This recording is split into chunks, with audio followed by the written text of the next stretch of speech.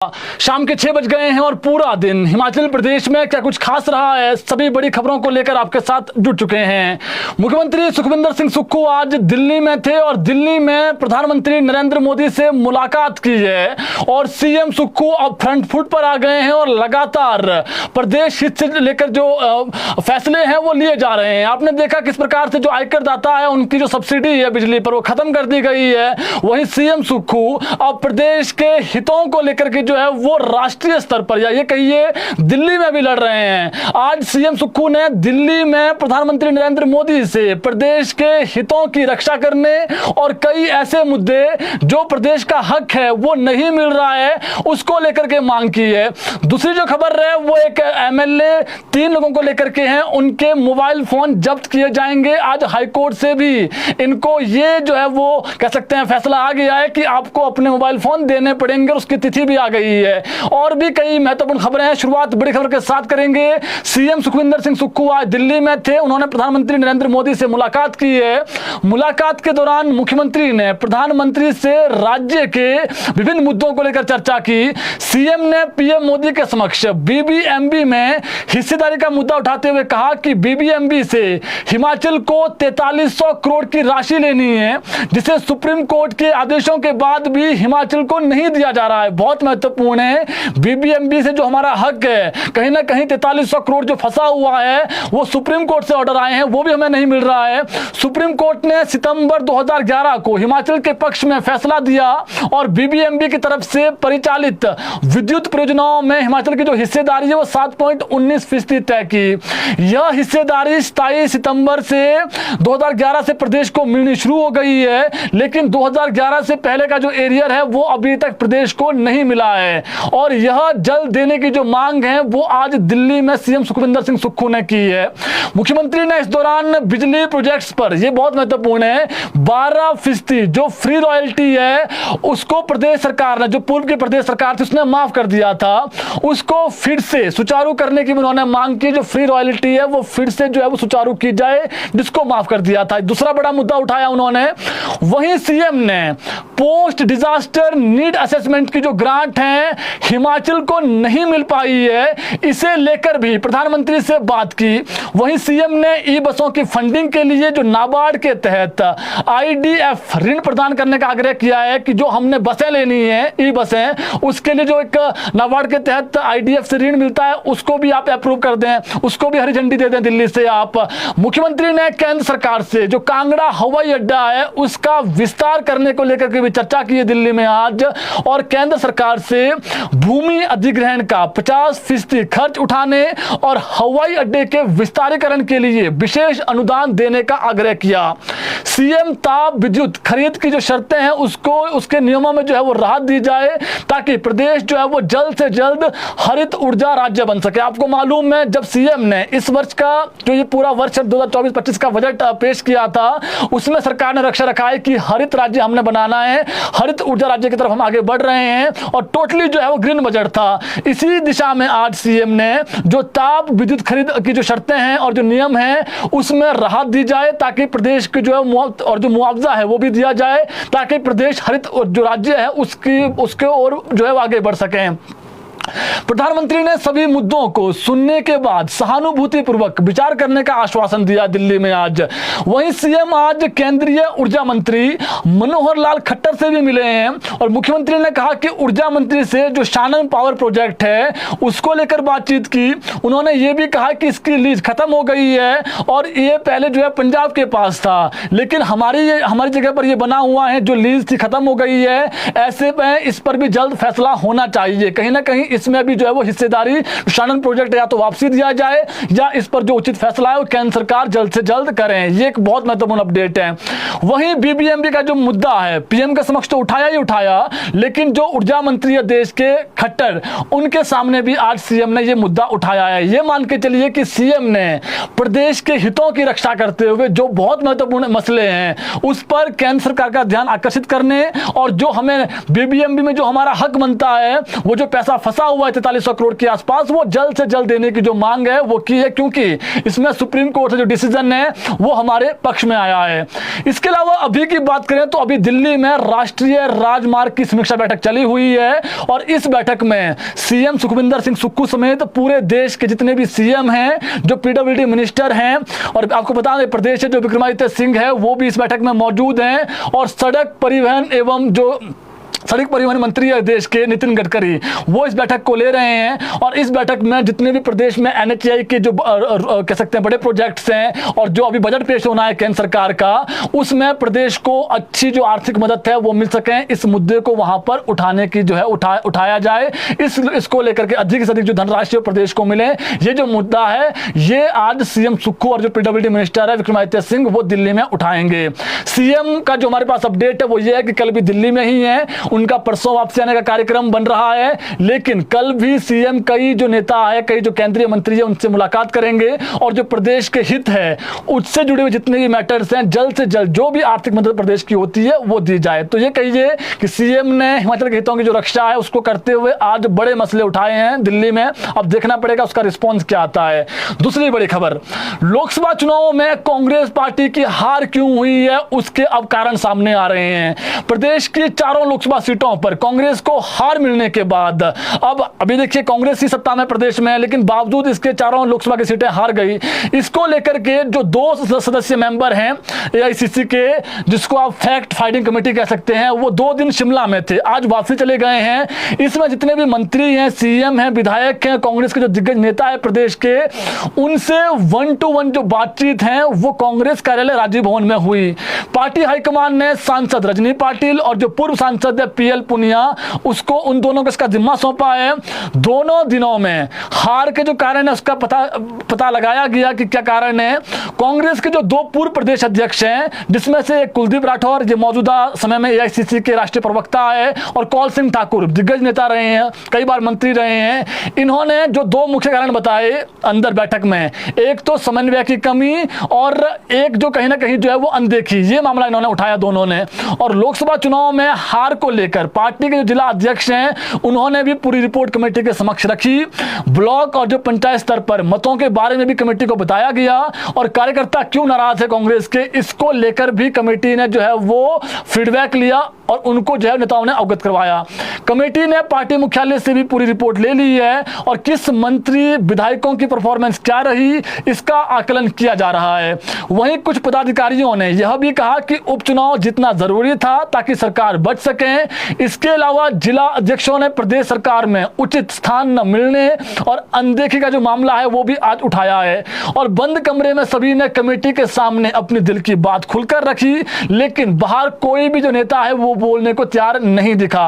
अब जब दोनों पदाधिकारियों ने सभी की बातें सुन ली है, वो अपनी रिपोर्ट तैयार कर रहे हैं और जिसे कांग्रेस कार्यालय जो राजीव कह सकते हैं, यहां से राजीव भवन से ये जो बैठकें हैं, जो पूरा खाका बन रहा है, ये राष्ट्रीय अध्यक्ष मल्लिकार्जुन खड़गे को जो है वो सौंपा जाएगा दिल्ली में।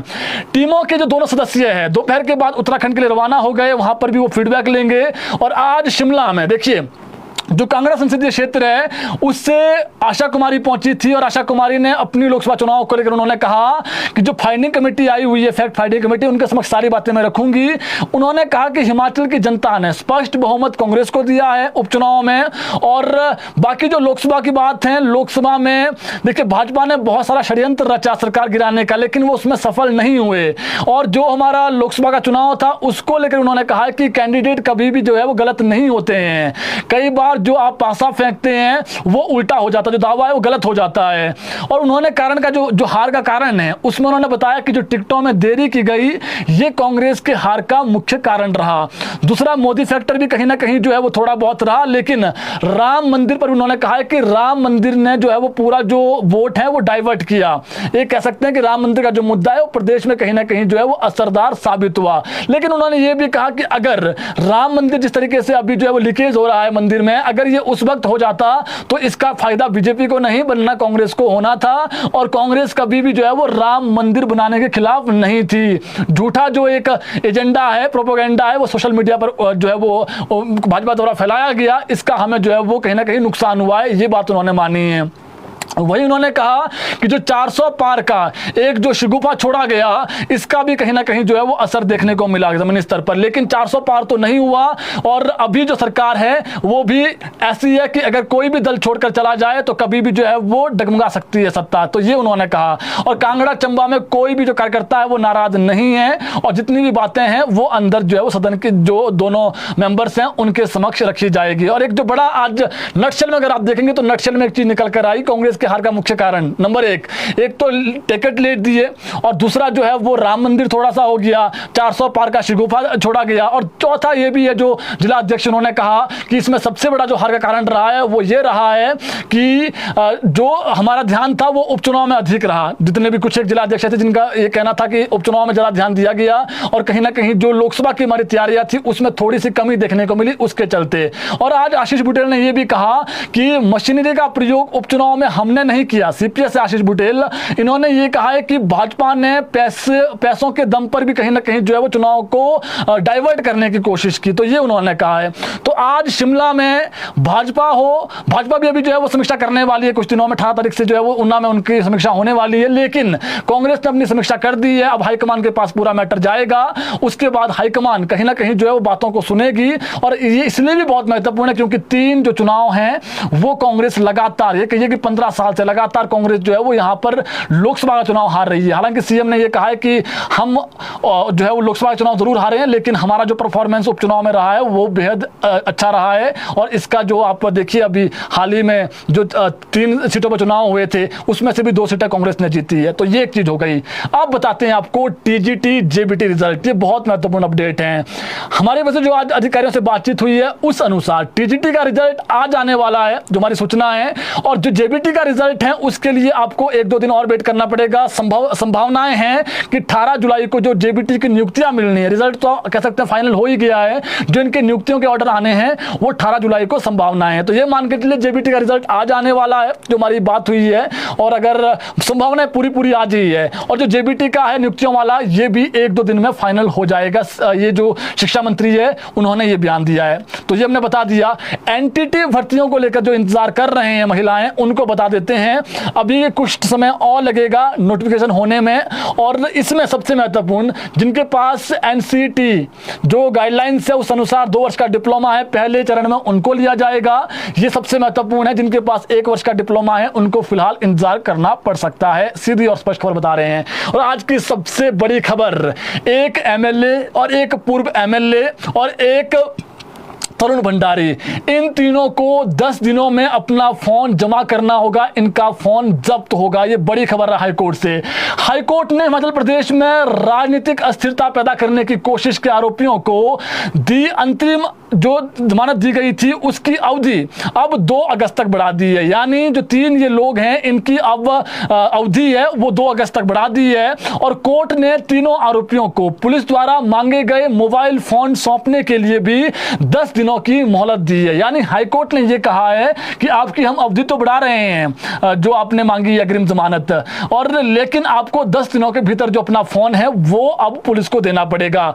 इन आरोपियों में गगरेट से विधायक चैतन्य शर्मा के जो पूर्व विधायक चैतन्य शर्मा के पिता, उस वक्त ये विधायक थे जब ये एफआईआर दर्ज हुई है, उनके पिता राकेश शर्मा, हमीरपुर से तत्कालीन निर्दलीय विधायक और अभी भी मौजूदा विधायक जीत कर आ गए हैं आशीष शर्मा, और हरियाणा के जो मुख्यमंत्री के तत्कालीन पब्लिसिटी एडवाइजर तरुण भंडारी, ये तीनों शामिल हैं। और इनको आज हाईकोर्ट ने कह दिया है कि आप 10 दिनों के अंदर अपना फोन जहां पर ये एफआईआर दर्ज है वहां पर आपको जमा करवाना पड़ेगा और आपको सहयोग करना पड़ेगा। ये मैटर आज हाईकोर्ट में लगा हुआ था। न्यायाधीश संदीप शर्मा के समक्ष तीनों आरोपियों की जमानत याचिका पर हुई सुनवाई के दौरान आज डीएसपी सिटी शिमला रिकॉर्ड सहित उपस्थित थे।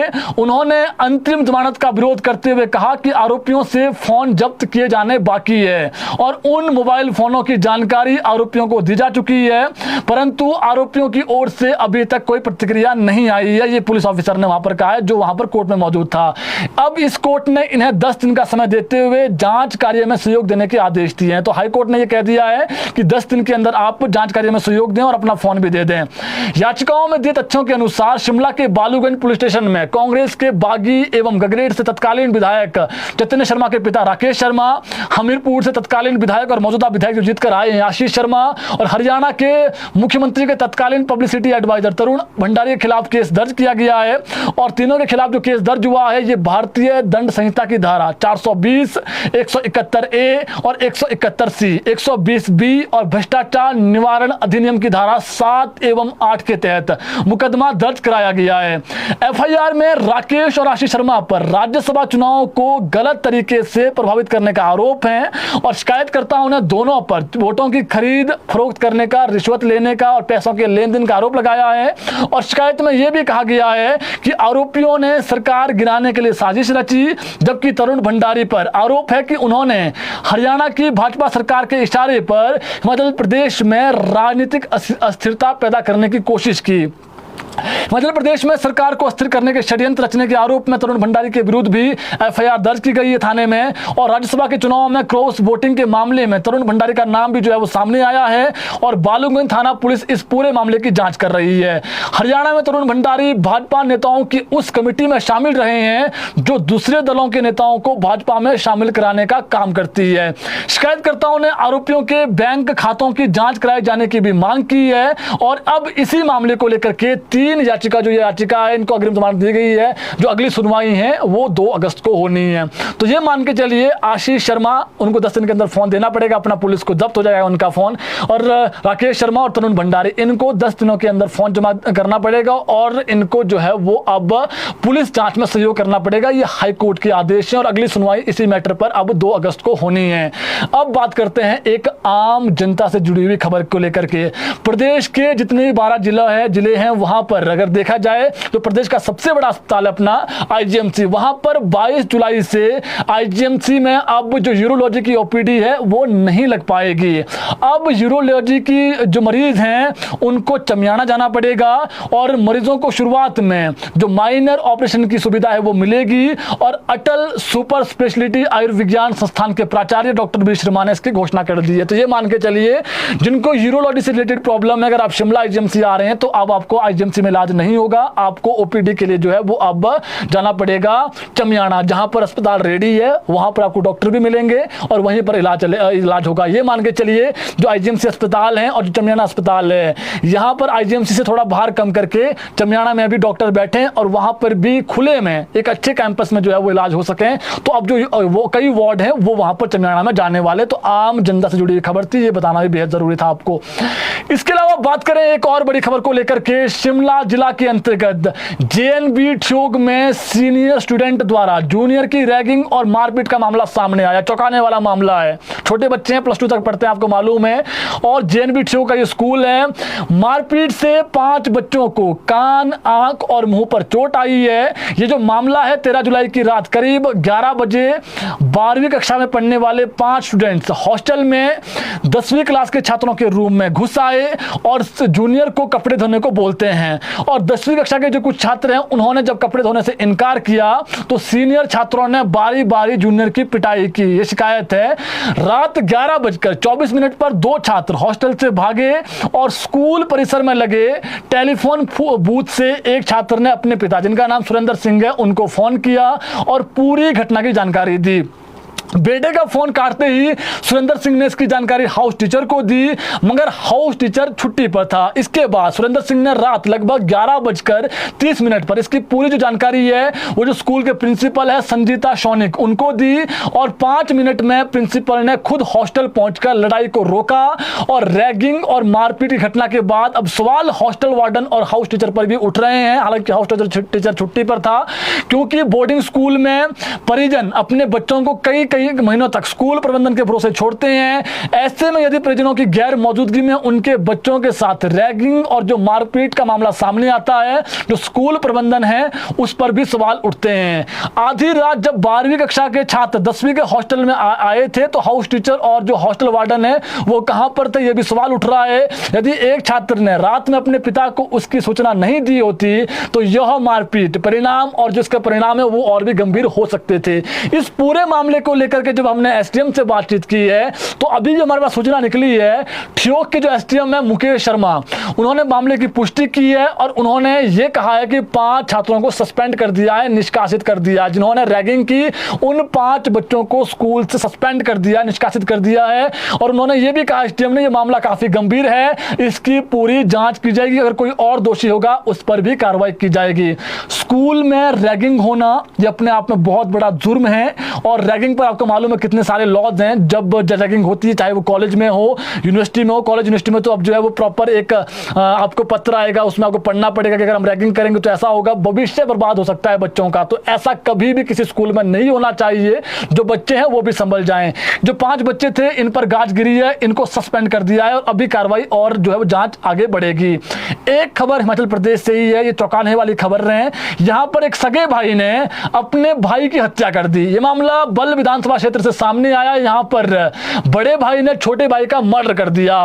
दोनों भाइयों के बीच किसी बात को लेकर कहासुनी हुई। बताया जा रहा है कि ये विवाद जो है वो लैंड से रिलेटेड था और ये मारपीट में बदल गया। इसी बीच बड़े भाई ने छोटे भाई को जमीन पर पटक दिया।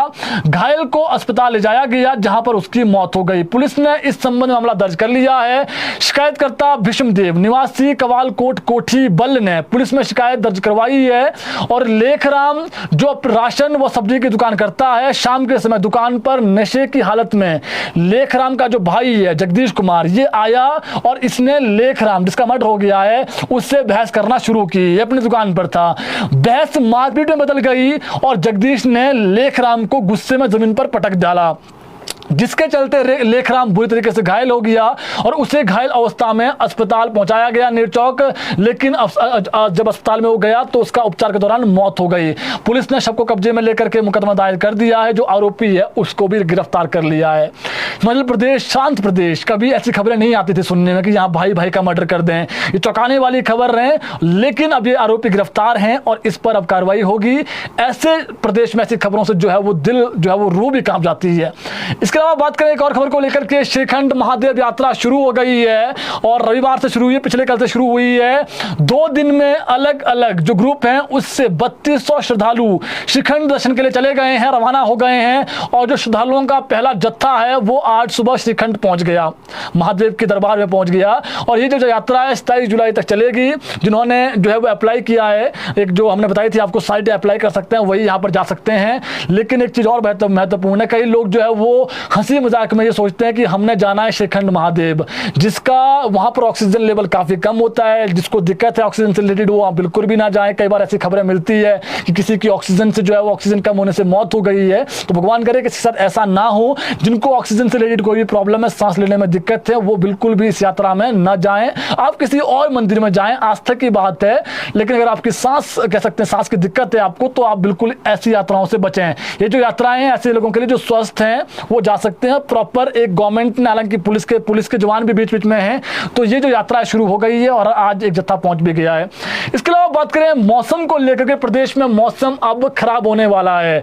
देखिए जो हमारे पास आज सूचना पहुंची है, बंगाल की खाड़ी में मॉनसून थोड़ा सा कमजोर पड़ गया था, जिसके कारण यहां पर अधिक बारिश नहीं हुई है। जो हमारा पड़ोसी राज्य है उत्तराखंड, वहां पर जो है वो बारिश हो रही है लगातार। लेकिन अब खबर यह निकल कर आ रही है कि हिमाचल प्रदेश में भी कल से मौसम खराब रहने वाला है और इस बार जो मॉनसून है वो उस गति से नहीं जो है वो आगे बढ़ा जिस गति से चलना चाहिए था। गति का मतलब ये नहीं कि नुकसान हो, गति का मतलब ये है जिन्होंने फसलें लगाई है और किसी ने जो है वो टमाटर, भिंडी, बहुत सारी सब्जियां उगाई है, वो अब सिंचाई कहीं पर पानी है कहीं पर पानी नहीं है। तो जो किसान है, बागवान है, परेशान है। लेकिन कल से अच्छी खबर है कि कल से प्रदेश में अधिकांश जगहों पर वर्षा होने का जो है वो क्रम शुरू होगा और 18 तारीख को 6 जिलों में जो है भारी बारिश का अलर्ट है। इसमें ऊना, बिलासपुर, कांगड़ा, मंडी, शिमला में मूसलाधार बारिश की संभावनाएं हैं और 19 को सिरमौर, सोलन, शिमला में भारी बारिश है और 20 की बात करें तो चंबा, कांगड़ा, शिमला, सोलन व सिरमौर है। तो ये मान के चलिए कि प्रदेश में अब आगामी दिनों में लगातार मौसम खराब रहने वाला है। हैवी टू हैवी जो रेनफॉल है वो 21 और 22 तारीख को होगा। तो ये मान के चलिए कल से मौसम खराब है और अधिकांश जगहों पर वर्षा होगी। 18 तारीख से मौसम खराब है। तो ये किसान भाइयों के लिए अच्छी खबर है। भगवान न करें बारिश हो लेकिन नुकसान ना हो। तो ये हमारे पास मौसम को लेकर अपडेट है। जो महत्वपूर्ण सूचनाएं थी आप तक हमने पहुंचा दी है। सीएम सुक्खू दिल्ली में है, इस वक्त भी दिल्ली में बैठक चल रही है, बहुत महत्वपूर्ण बात है। एनएचए की ये बैठक है, गडकरी साहब इसको ले रहे हैं और इसमें सारे जो स्टेट्स हैं देश के, उनके सीएम, पीडब्ल्यूडी मिनिस्टर और जो बड़े अधिकारी वो मौजूद हैं। प्रदेश को अच्छा बजट मिले सड़क के दृष्टिगत, इसकी जो मांग है वो सीएम सुक्खू वहां पर करेंगे। बाकी पीएम मोदी ने आज क्या मांग की है वो हमने आपको बता दिया। सबसे बड़ा बीबीएमबी में जो हमारा हक है प्रदेश का, उसको जल्द से जल्द दिया जाए और जो 12% का रॉयल्टी है वो फिर से शुरू होनी चाहिए, उसको माफ कर दिया गया था। ये बड़ी बात है। इसके अलावा जो हमने आपको जेबीटी का बता दिया, 18 तारीख को रिजल्ट आने की संभावना है, ये मान के लिए दो दिन, और उसके बाद जो टीजीटी का रिजल्ट है वो आज आने की संभावनाएं हैं।